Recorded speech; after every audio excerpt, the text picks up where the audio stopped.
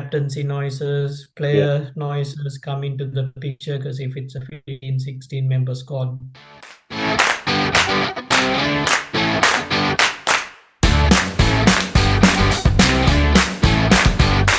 Welcome back to Sri Lankan Cricket Podcast with Vida and Bora. We are recording this on a Monday after a fantastic win against New Zealand in a first T20 international. Finally, a win for us in New Zealand, Bora. What a win it was. Dasun got hit for six in the last ball. Then we had to play a super over. We only needed 8 runs to win, and Srilanka went in and got the runs in 2 balls. This weekend has been a good one for us. We were looking for a win for a month or so, and we finally got one in New Zealand.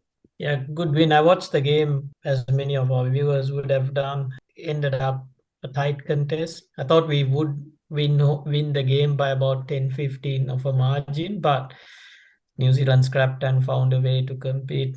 Yeah. Ground dimensions didn't help us, so not didn't help us. I think just made the game where New Zealand could make a comeback. We did really well to get the score up, number one. I thought 195 was a winning score. If we could have made one over go our way, but that's the nature of T20. A lot of positives, I think, getting a win, number one, but then on the back of some of our batting collapses or poor performances, this kind of gave hope, especially Usal Janit's position now comes into the a conversation. Does he make it into the 50 over team as well? Mm. Top order getting the runs. Charit Asalanka plays a high risk game, which I mean in the T20 seems to come off, but in a one day when it doesn't come off, doesn't look good, which is some of his downfalls in the 50 over cricket. But he played that role pretty well in the just completed T20 game. Yeah, well, let's be honest, for this team, they're more suited for T20 cricket. No doubt about that. When it comes to batting or bowling, I think we are more Yeah, suited for T20 cricket. But we are approaching a 50 over World Cup, so we'll have to find a way to win 50 over games as well, because we were struggling to score 200 runs in a 50 over game, but we managed to score 196 in a T20. That says how strong we are in the T20 format. yeah, Interesting. You mentioned Kusal Pereira is playing after, I'm sure, after more than 1.5 years. yeah, Um, and he had a flying start, Bora, with Kusal Mendes. Then he yeah. steadied the ship and he held that inning together and he batted through. That's something he's not used to do. We talked about needing a bit of experience in mid inning. I think he provided that for us. So good signs for us. He looks fit and he's hitting the ball well. And Yeah. Wanidu played a nice cameo of 21. So things falling into place in T20s. A Think good morale booster for us after tough few weeks in New Zealand, isn't it? Yeah, I think it was a good win. The bowling, I think from 13th, 14th over, we kind of knew we need to scrap for a few overs because Dilshan Madhushankar and even Pramod Madhushan were leaking runs. So that meant we had to um, find the overs. I feel Dasun played that overs well in the sense where he was probably thinking if we can get the team all out, he can save the over of not bowling one of the expensive bowlers. But Mm. the game kept moving along and it came down to who does he give that over? Does he bank it and go to Dilshan Madhushankar, or does he come back, does he bowl it himself? So he took the pressure on of going down the line of taking that over, taking the responsibility of bowling. I know he fell short on it, but um, the 5 balls before he pretty much bowled it really well. I think The only distraction I would have thought is just before that last ball was bowled, there was a lot of discussions being held. You Oh, could see one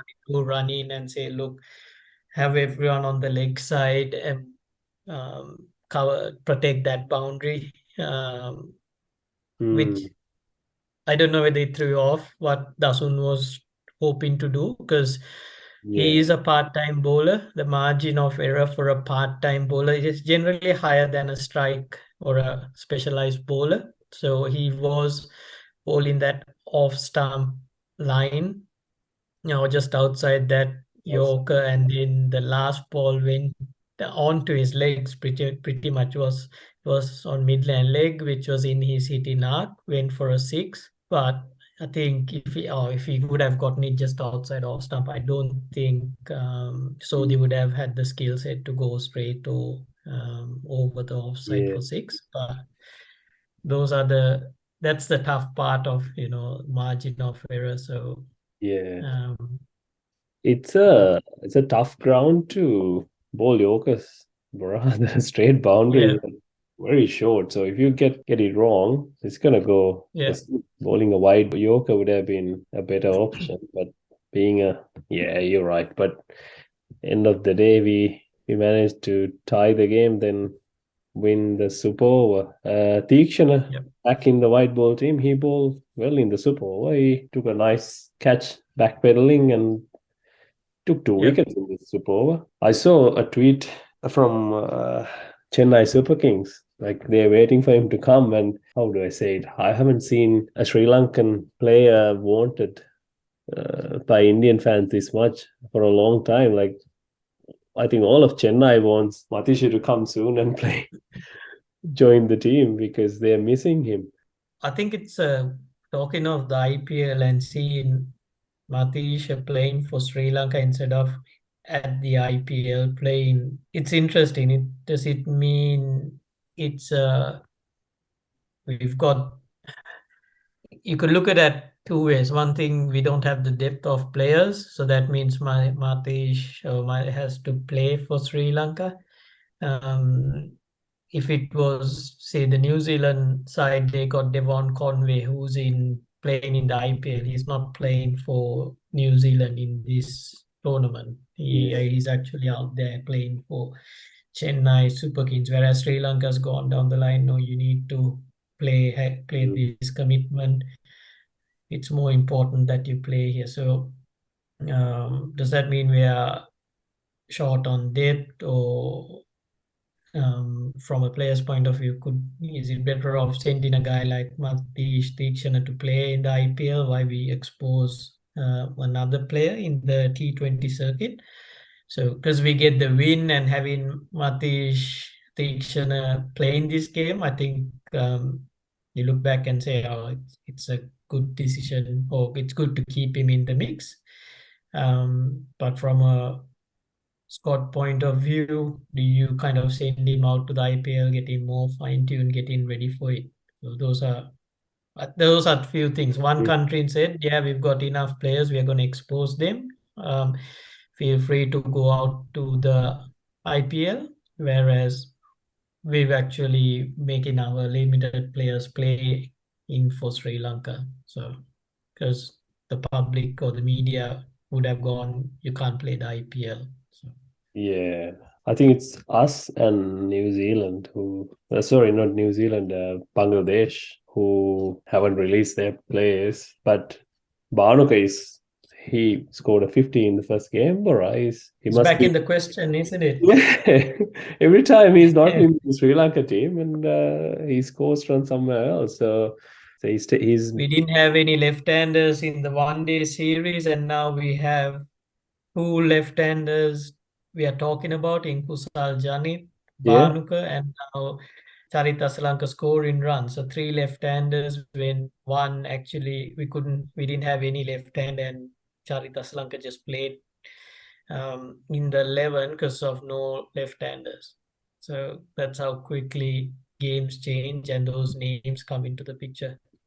it'll be interesting to see. Like he's rated very highly in Punjab team. One good season can change things. for any player. Yeah, Talking about commitments, Bora, there's yeah, a big witch hunt has started after a few bad games we had in New Zealand. This time it's Mahela Jayawardena. Mainly, I mean, this started mainly in social media. I'm not sure who's fueling it. Well, like everybody in the cricket circle knew that Mahela is not going to feature in each and every tour Sri Lanka plays, and all of a mm, sudden this has come out because he's in the IPL or he's in USA with the Major League Cricket draft. So I don't know what the motives behind this witch hunt, but every time Sri Lanka losing games or not doing well, these things come out, and it's not new for Sri Lanka cricket, isn't it, Bora? So, but Sri Lanka cricket has come out with a statement saying he's only there as a consultant coach.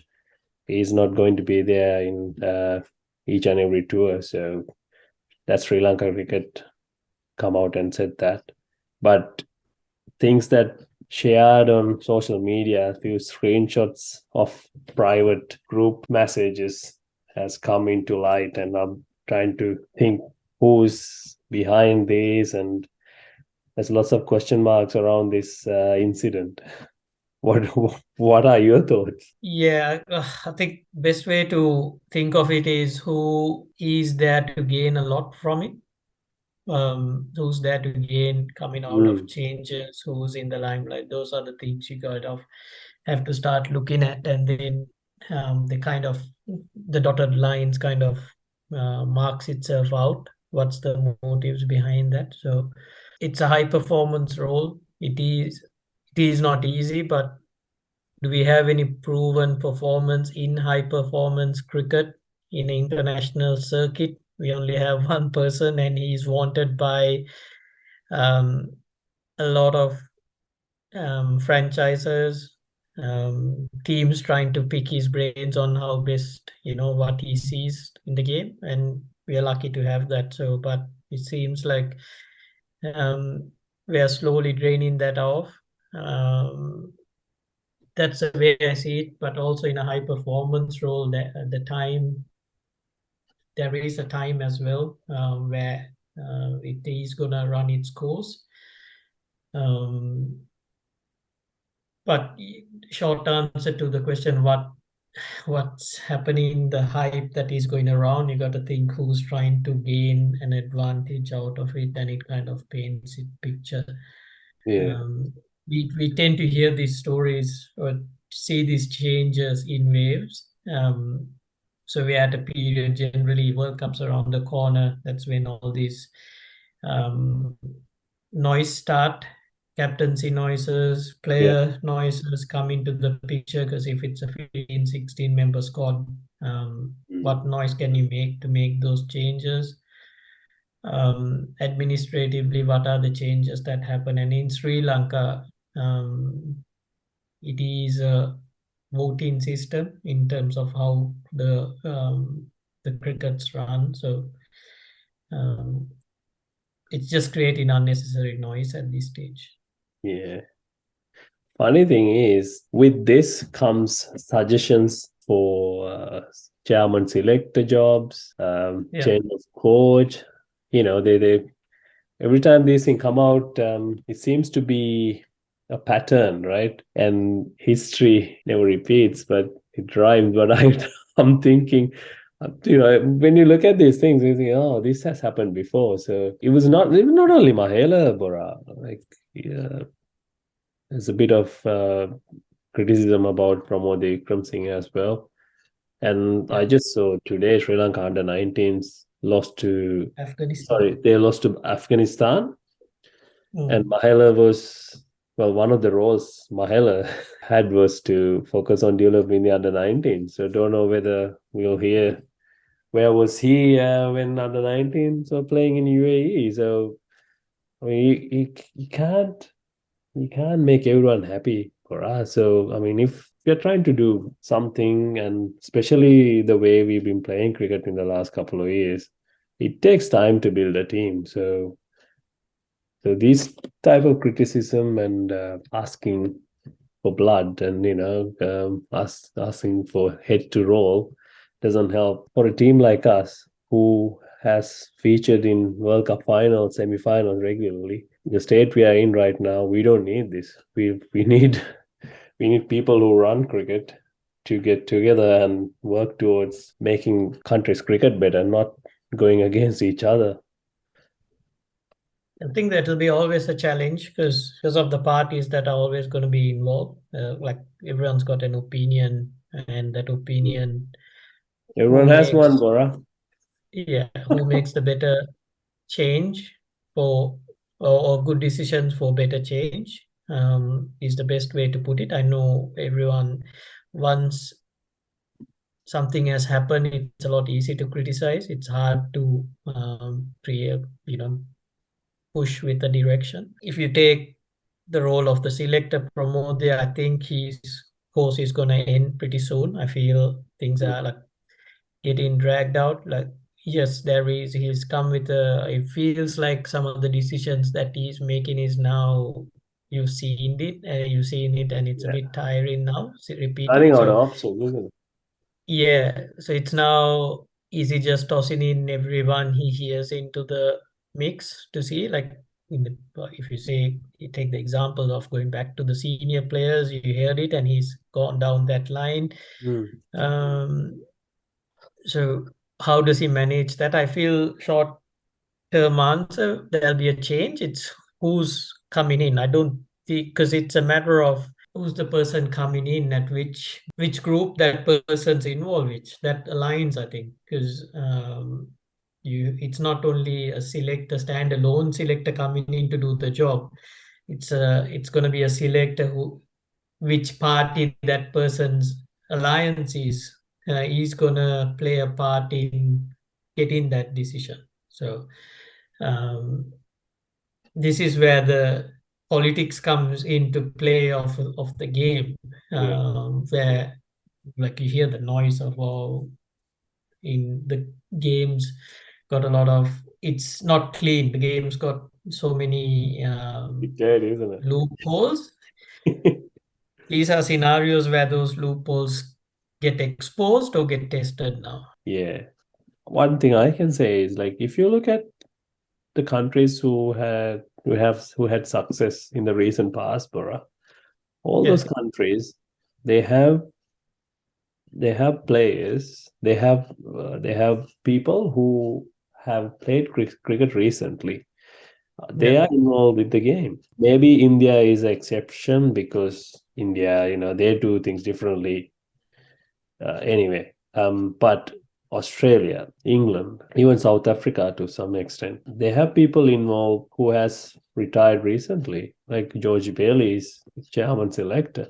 Uh, you're right when you said about Mahela, everyone wants him and we can't have him, but the other guy is Sangha and he's not available as well. So who can we look at, bro? Like I don't know, maybe someone like Mubarak or Kandambi, they played like they cricket like 4 5 years ago. yeah. So those are the names I can think of. Well, other than that, like I don't think going back to all methods is the way to go here because that's not gonna work. No, you're right. It's just finding. Unfortunately, we don't have many names that come into the picture of who are who can hold the director of cricket position for Sri Mm. Lanka. Kandambi is in the Sri Lankan coaching mix, so it potentially could come on the ranks like a um, Rob Key for England. Yeah, But it the way Sri Lanka has run, it's always run on who's the most senior in that playing group or playing era, and it there's a hierarchy of how it yeah, is being appointed. So I don't think that barrier is going to break anytime soon. So yeah. it will be there. For us, I know there are a lot of ex cricketers having opinions how to go about it. Administrators have opinions how to go about it. We are playing qualifying. We got to make decisions that's going to help us get through qualifying and Yeah. move on to the next one. Still, I think it's a very, even if you make qualifying, it's a very hard task for us from It's a there. tough We're group, talking Bora. about some of the best teams or teams that have gone ahead or adjusted well to modern day one day cricket, where Yeah. Sri Lanka is, I think, slightly behind, um, especially with our batting. Our batting's not at a maturity level where we can score that big runs. In one day cricket, but if you give an opportunity for an Indian batter or a international batter these days, they'll push the 150 or try to push a score in the top order if they Yeah. can get it.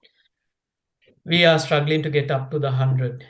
So we are still on that 20, 30, 50 run mark, which is effective in a T20 because we've got a strong bowling group that kind of looks after itself. Um, the way our composition in batting in one day cricket, we know, like we say, test cricket is a big exposure of how your skill set of a batting team is. One day is another mode of exposure because you got to play longer, like more Yeah. overs. So our maturity level is not there. That's why we're struggling with some of our shot selections. Uh, but to Yeah. overcome that, that's a time factor. We are okay playing at home, Bora. Yeah, We can correct. manage at home, but that's when we go out of the country, we can't win games. We are not good enough. So, No. and we are looking for solutions I think we've got the at the group. last It's minute. just how do you combine that group? The batting's like you see quality there, like potential quality. It's the how they go about it, how their mindset, how mature they are at building innings and going through. That that needs to change in the near future. Like if you get the three batters, Charita Salanka, Kusal Mendes, Dhananjay De Silva, those are the three who has to bat in the top three. Are they gonna give us the runs? I don't see that. Like something that's just in my head is I was following. I mean, Kusal Mendes is pretty popular with his low scores and the social media attention around that. But if you take an example, Romesh Kalwitarna, where back in the day when I think he was lucky, like he's got his duck percentage is 13%, so he scores 13 ducks in 100 games. Innings. Yeah. Kusal Mendes is on 14 ducks per 100 games. So, and he's our number three batter. So that's a high margin where your best batter in the teams there's a Mm. risk that he'll get out to a low score or a zero, which puts the pressure on the team being, two down because he's a number three bat. So it'll be one down, Kusal Mendes goes to bat, two down very soon, and that puts a pressure on your batting order. So how does he overcome that technical problem? Uh, he'll need to overcome it pretty soon. Do you give him another 100 games, 14 ducks so for him to bring it down, or do you go? Nah, I think we need a steadier number three, like a Dhananjay De Silva. See what his Yeah. duck percentage is. Does he give you 14 ducks every 100 games, or does he give you 6 ducks every 100 games and he'll get a good score? Yeah, Yeah. I'm sure he's got the skill set to score the hundreds. He's got the technical ability to do that. Do you expose him now? Like, because we know potentials there with Kusal Mendes. With the potential, do you then chuck him up the order as an opener? If he gets out, he gets out, and then your number three comes and steadies the boat. Those are the things, those are the adjustments we have to do with the current set of players we have. Yeah. It's better to do a change now rather than waiting Yeah. longer. Because we've got the scenarios you got to think. Kusal Janit now everyone's going to be talking. He needs to come back to one day. He got to open. Then Pathum Nisanka is a quality enough opener. Kusal Mendes, Dhananjay De Silva, who bats in your top three out of that 4 or 5 batters. Yeah. And Nuanidu might need to step out or step down. I know he's young. He's got age up his sleeve, but we are going into a one-day World Cup. You need your best playing group. You can't be letting No, all teach these guys to come through. So, no, you're absolutely right. I mean, if you look at our successes in the past, Bora, we yeah, won majority of the games because our top four was making runs. Every yeah, time we make a World Cup final, it's because our top four got runs. Like, I mean, we will win few games with the middle order scoring runs, but to win games consistently, you have to have your top order firing. That is 1, 2, 3, 4. So yeah, um, you're right. that's the proven method over the years when it comes to one-day international cricket. And not like dropping your bowler for your batter, like you said Yeah, in the last game, to make up, and then yeah, just yeah, go below. yeah. Things don't So change with that. They still, no, no, no. See, well, it happens exactly how we predicted. Yeah, yeah, poor Madhusankar. The next game's on Wednesday. We are recording this on Monday, so hopefully we'll win this and seal the series. I think that's about it'll be it. good. I'm not sure how many times we've won a T20 series in New Zealand. Might be the first. I can't remember many wins there, or we might not even played many T20s out there. So little bit of Yeah, that's something we'll have to look background into. checks for us to do a bit of homework. Anyone listening in, let us know if we've beaten New Zealand in a series, T20 series out there. Yeah, if you know what our records are in New Zealand, please send them in. If you like this episode, please leave a rating and a review on iTunes and Apple Podcast. And if you are a YouTube person, check us out on YouTube and give us a follow as well. We love to hear your feedback, so we leave all the links in our show notes. Wednesday, hopefully, we'll win the series, and we'll talk more about it in a few days' time. Yeah. Thanks everyone for listening in. All right, thank you. See you soon.